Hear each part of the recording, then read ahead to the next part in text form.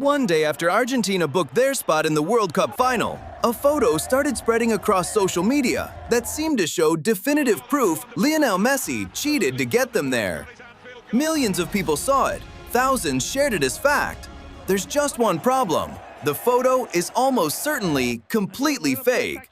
And by the end of this video, you'll understand exactly why this is going to keep happening in football and everywhere else. Let's get into it. Let's rewind to what actually happened on the pitch.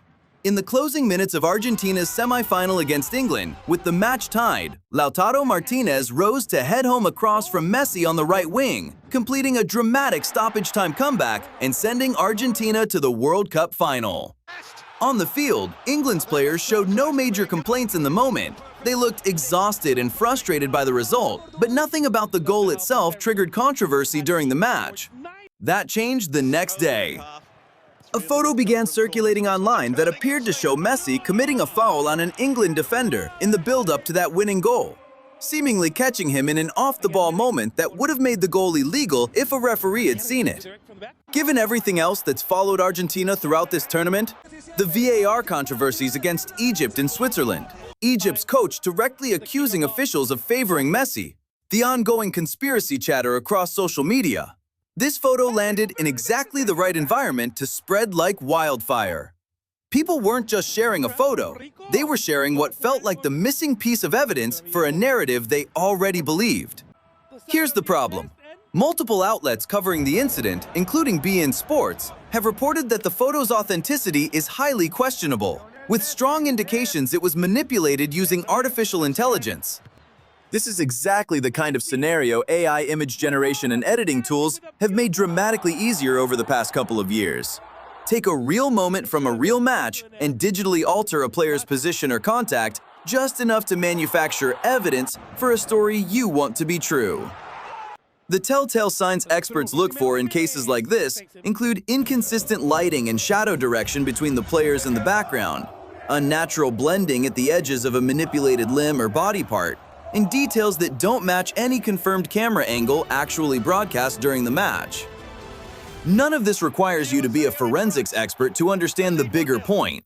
In 2026, a convincing-looking photo is no longer reliable evidence of anything on its own, especially when it's conveniently timed to confirm what a very online, very divided fan base already wants to believe.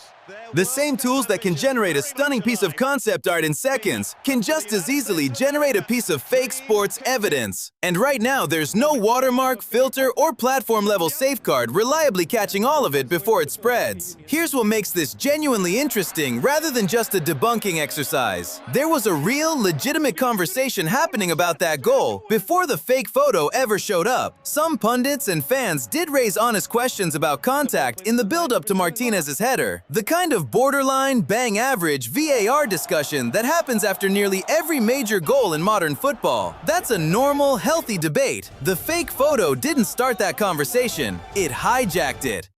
It took a legitimate, moderate discussion about a genuinely close call and tried to escalate it into definitive proof of intentional cheating, using fabricated visual evidence that a real referee, a real VAR review, and real broadcast footage never actually showed. That distinction matters enormously. Skepticism about a refereeing decision is fair game. Fabricating an image to manufacture certainty where none exists is something else entirely. This isn't an isolated incident, and it's not going to be the last one you see. Every major sporting controversy from this point forward has one thing in common: a large, emotionally invested, extremely online audience that's primed to believe the worst about whichever team or player they already distrust. That's the exact environment fake images thrive in, because nobody pauses to verify a photo that confirms what they already suspected. They just hit share.